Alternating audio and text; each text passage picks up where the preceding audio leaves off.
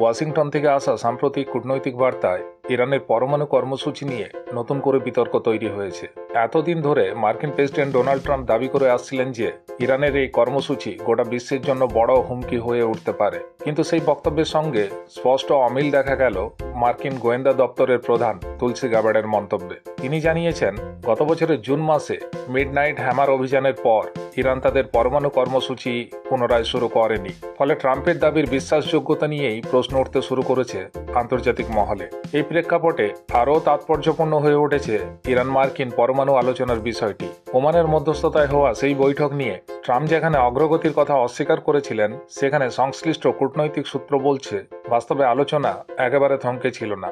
এমনকি মার্কিন জাতীয় নিরাপত্তা উপদেষ্টা জোনাথন পাওয়েলও জানিয়েছেন, যুদ্ধের পথে হাঁটার কোনো আগ্রহ ছিল না আমেরিকার। অন্যদিকে তুলসী গ্যাবার্ড আরও চাঞ্চল্যকর দাবি করে বলেছেন, এই মুহূর্তে ইরানের চেয়েও মার্কিন নিরাপত্তার জন্য বড় উদ্বেগের কারণ হয়ে উঠেছে পাকিস্তান ও চীনের পরমাণু কর্মসূচি। তার মতে, এই দেশগুলি এমন ক্ষেপণাস্ত্র তৈরি করছে যা সরাসরি আমেরিকার জন্য হুমকি হতে পারে। এই মন্তব্য ঘিরে আন্তর্জাতিক কূটনীতিতে নতুন চাপানোতর শুরু হয়েছে। সব মিলিয়ে ইরানকে ঘিরে যে আশঙ্কার চিত্র একদিন তুলে ধরা হচ্ছিল, তা এখন নতুন করে মূল্যায়নের মুখে পড়েছে।